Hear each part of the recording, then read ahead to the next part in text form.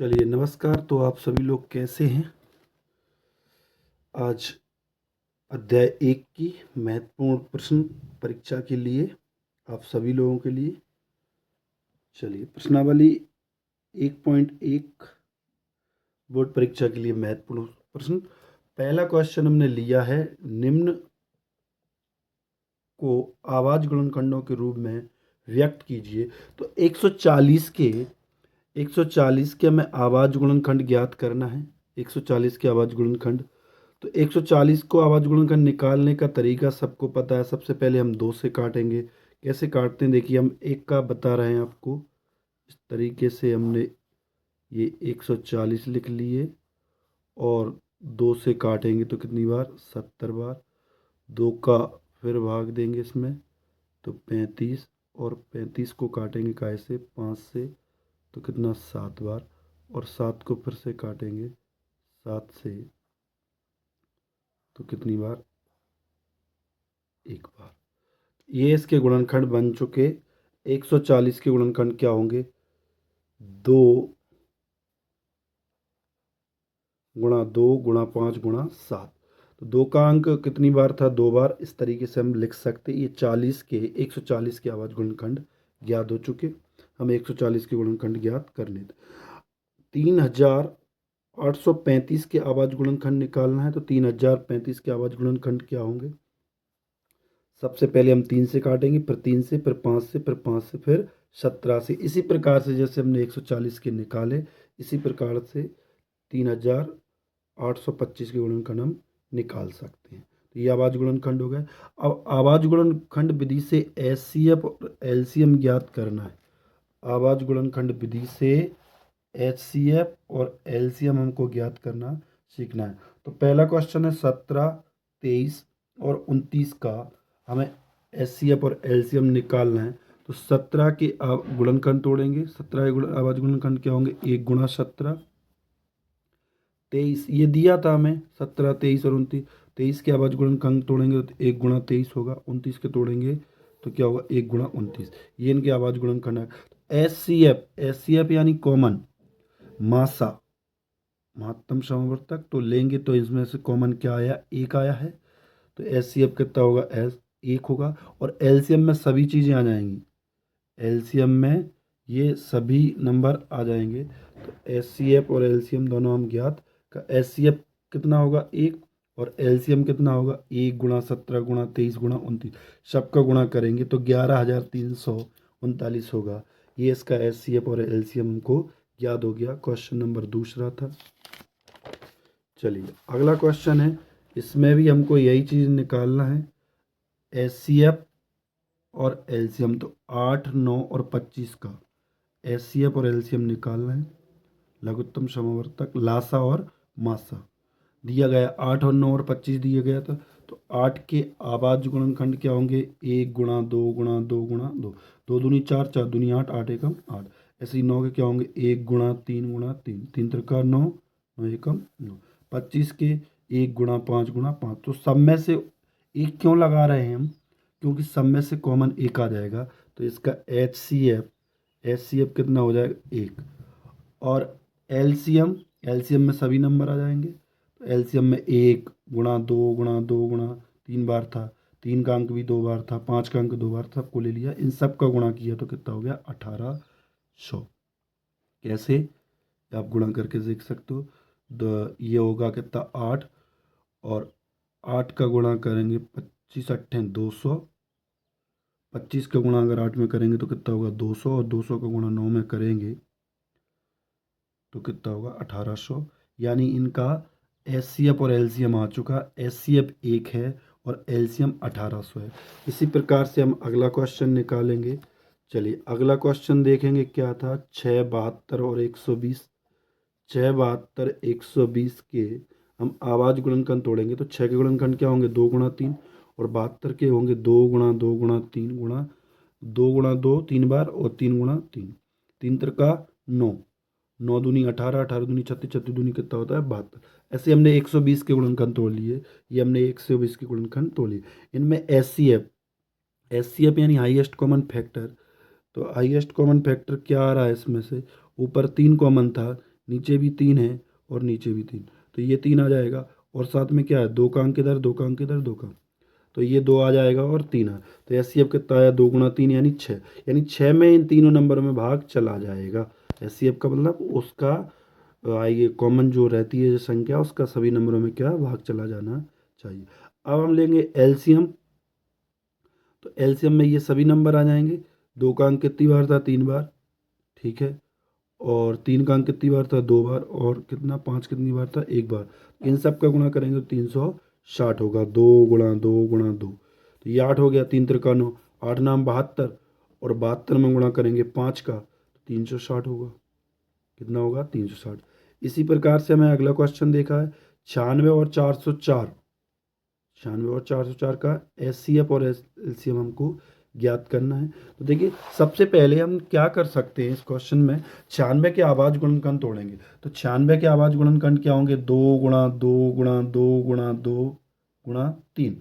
2 का अंक 4 बार और 3, अगर हम गुणा कर सकते हैं तो 2 दूनी 4, 4 दूनी 8, 8 दूनी 16, 16 दूनी 32, और 32 में 3 का गुणा करेंगे,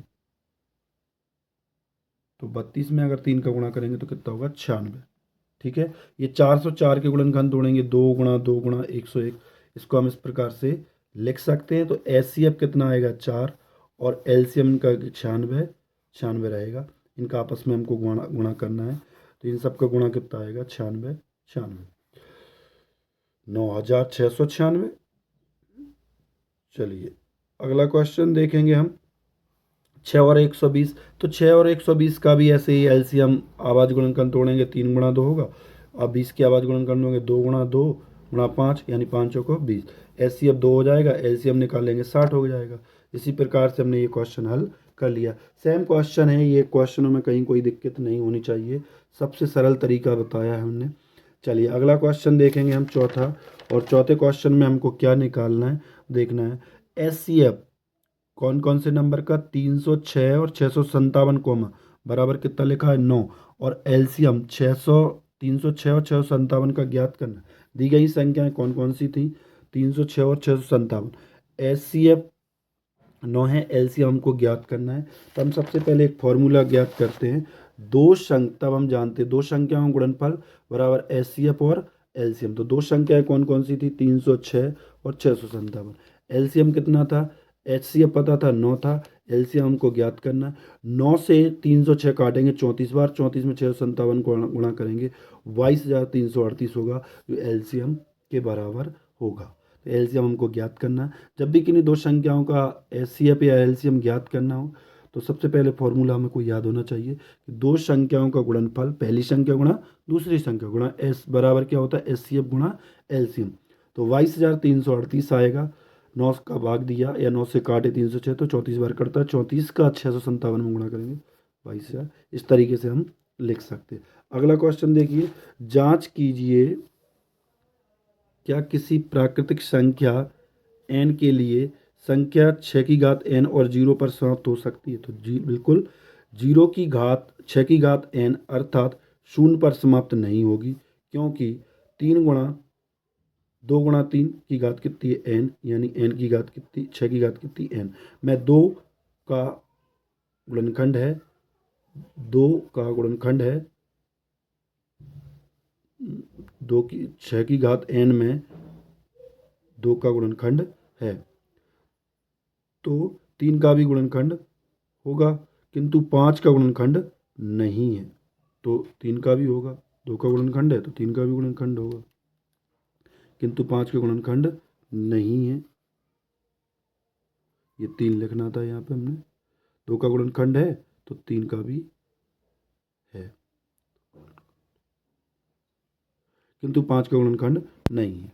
चलिए अगला क्वेश्चन, और इस प्रश्नावली का ये अंतिम क्वेश्चन है।